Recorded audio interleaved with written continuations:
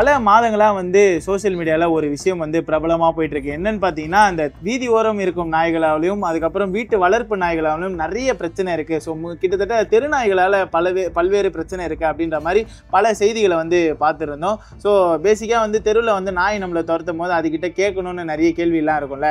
So அதுல இருந்து இந்த வீடியோவை ஆரம்பிக்கலாம். முழுக்க ஒரு ஃபுல் இன்ஃபர்மேட்டிவ் வீடியோவாக தான் இந்த வீடியோ இருக்க போது. ஃபர்ஸ்ட் நம்ம பக்கத்துல ஒரு டாக் ஒன்று இருக்கு, அதுகிட்ட கேட்டு தெரிஞ்சுக்கலாம். ஸோ நீங்க ஏன் வந்து நாங்கெல்லாம் பைக்ல போகும்போது எங்களை வந்து துரத்துறீங்க? ஏன்டா டேய், உனக்கே வண்டி ஓட்ட தெரியாது, இதெல்லாம் ஒரு கேள்வின்னு வந்து என்கிட்ட கேட்டுன்னு இருக்க. உன்ன மாதிரி ஆலங்கூர்லாம் பேசக்கூடாதுண்டா கடவுள் எனக்கு வாயே தரல.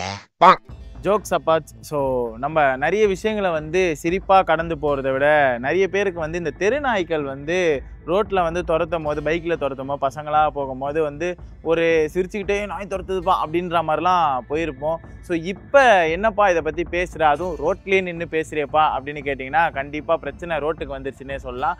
தெரு நாய்க்களால் பல்வேறு பிரச்சனைகள் அப்படின்ற மாதிரி ஒரு பக்கம் சோசியல் மீடியாவில் இந்த ஒரு விவாதமாக போகுது.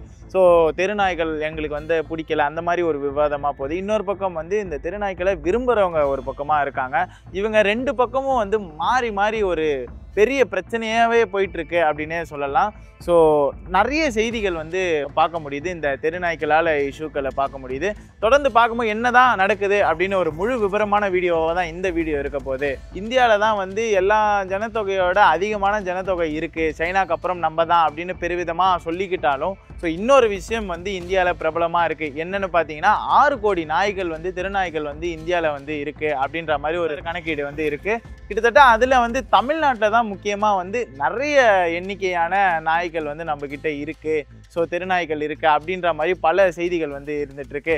ஸோ இதெல்லாம் பார்க்கும்போது என்ன தோணுதுன்னா, ஸோ இவ்வளோ நாய்களா என்னும் போது தான் தெரியுது. ஸோ ஒரு விலங்கு ஒரு ஜீவராசியோ ஒரு இதுவோ இருக்கும் போது கம்மியாக இருக்குமா அதை பாதுகாத்து ரெஸ்கியூவாக பண்ணுவாங்க. இப்போ அதிகமாக இருக்கும் போது அதுவே வந்து ஆபத்தாக விளைவிக்குது அப்படின்ற மாதிரி பேசிக்கிட்டு வந்துக்கிட்டு இருக்காங்க. ஸோ இதில் பட்டியலாக எடுத்துக்கிட்டோன்னா தெருநாய்க்கள் விரும்பாதவங்க இருப்பாங்கல்ல, ஸோ அது வேண்டாம் அப்படின்ற மாதிரி விரும்பாதவங்க இருப்பாங்கல்ல, அவங்க என்னென்ன விஷயத்தை முன்வைக்கிறாங்கன்னு பார்த்தீங்கன்னா, ஸோ இதனால் எங்களுக்கு வந்து ரேபிஸ் நோய் அப்படின்ற ஒரு விஷயம் வந்து அதிகரிக்குது. ஸோ நான் நிறைய கணக்கீட்டில் எடுத்து பார்க்கும்போது என்ன இருக்குன்னா, ரேபிஸ் நோய் வந்து வருஷத்துக்கு ஒரு 22லேருந்து 24 பேருக்கு வந்து வந்துடுது, ஊர்ஜிதமாக வந்துடுது அப்படின்ற மாதிரி இருக்குது. அவங்க ரொம்ப கொடுமையாக வந்து அவங்களோட மரணத்தை வந்து இந்த ரேபிஸ் நோயால் அனுபவிக்கிறாங்க அப்படின்ற மாதிரியும் பல செய்திகள் வந்து இருக்குது. அதுக்கப்புறம் இந்த நாயால் எங்களுக்கு வந்து உயிர் பயமாக இருக்குது. ஸோ வெளியே போகும்போது ஒரு உயிர் பயத்தோடு போகிறது அப்படின்ற மாதிரியும் ஒரு விஷயம் வந்து இருக்குது. ஸோ அதுக்கப்புறம் எங்கள் குழந்தைகளுக்கு ரோட்டில் பாதுகாப்பு இல்லை, ஏன்னா எங்களுக்கு தெரியும் அந்த நாய் தெருநாய், அதனால் கிட்ட போகக்கூடாது அப்படின்ற மாதிரி பல இருக்கும்போது எங்கள் குழந்தைகள் வீதியில் விளையாடும் போது அவங்களுக்கு வந்து மிகப்பெரிய பாதிப்பாக இருக்குது, நிறைய பேரை கடிச்சு வச்சிருது. இப்போ ரீசெண்டாக பார்த்தீங்கன்னா கூட விருதாச்சலத்தில் ஒரு விஷயம் வந்து நடந்திருக்கு. கிட்டத்தட்ட 10 பேரை வந்து தெருநாய்கள் வந்து கடிச்சிருக்கு. அதில் வந்து 2 சின்ன பசங்க வந்து பாதிக்கப்பட்டிருக்காங்க, ஒரு மூதாட்டி வந்து பாதிக்கப்பட்டு சிகிச்சை அழிஞ்சிட்டு இருக்காங்க அப்படின்ற மாதிரி பல செய்திகள் வெளிவருது. அடுத்த கேட்டகரியாக என்ன இருக்குன்னு பார்த்தீங்கன்னா, எங்களுக்கு வந்து பாதுகாப்பு இல்லை, சரியான பாதுகாப்பு இல்லை அப்படின்ற ஒரு விஷயமும் இருக்குது.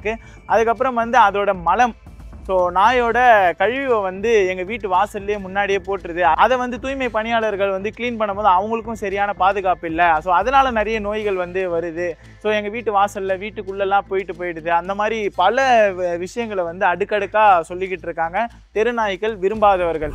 ஸோ தெருநாய் விரும்பிகள் இவங்க என்ன சொல்கிறாங்க பார்த்தீங்கன்னா, இவங்களுக்கு ஆப்போசிட்டாக இருக்க விஷயங்கள் பல்வேறு ஷேர் பண்ணுறாங்க. முன்னாடிலாம் நிறைய திருடங்கள்லாம் வந்திருப்பாங்க, இப்போ அதெல்லாம் கண்ட்ரோல் பண்ணுறதுக்கு தெருநாய் இவங்க தான் உதவி பண்ணுறாங்க அப்படின்ற மாதிரி சொல்லியிருக்காங்க.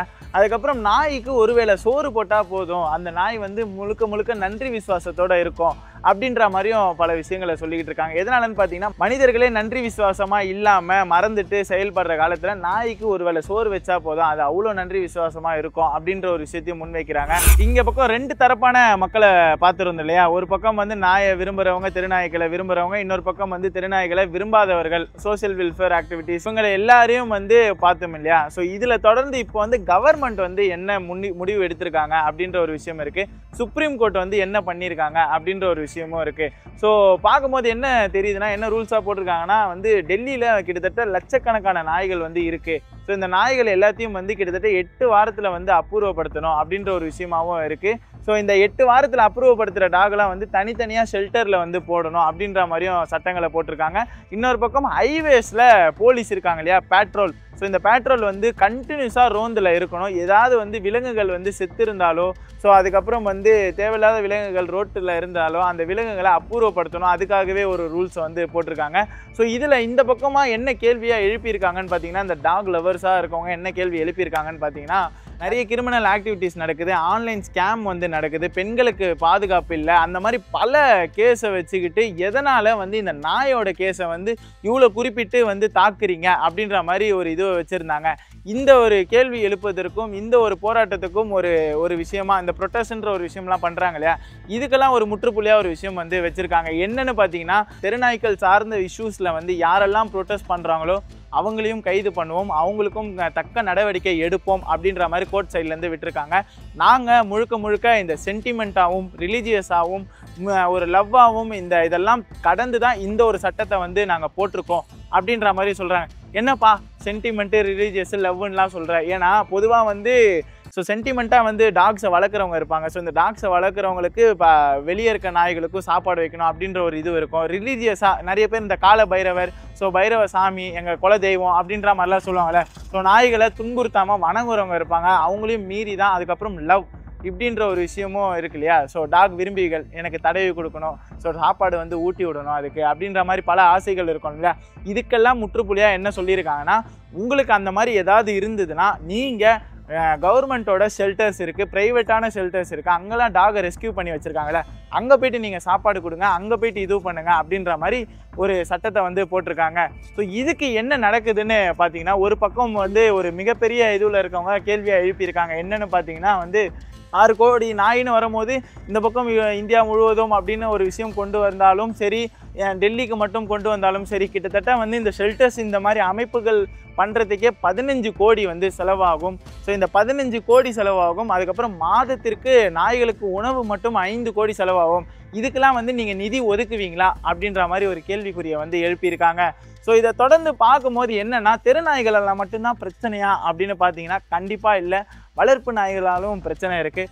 ஸோ சென்னையில் கூட ரீசெண்டாக ஒரு செய்தி வந்து பார்த்துருந்தேன். என்னென்னு பார்த்தீங்கன்னா, ஜாபர்கான் பேட், சென்னையில் ஜாபர்கான் பேட்டில் ஒரு வளர்ப்பு நாய் வந்து ஒருத்தரை வந்து கடிச்சே வந்து ஒரு மரணத்துக்கு ஈடுபடுத்தியிருக்கு. ஸோ இந்த மாதிரி வளர்ப்பு நாய்களாலும் சரி, அதுக்கப்புறம் தெருநாய்களும் சரி, பயங்கர பிரச்சனையாக வந்து மக்களிடையே வந்து இருக்குது. ஸோ இதுக்கெல்லாம் வந்து நான் எல்லாத்தையும் ஒரேடியாக ஒழிச்சு கட்டிடணுமா அப்படின்னா கண்டிப்பாக கிடையாது.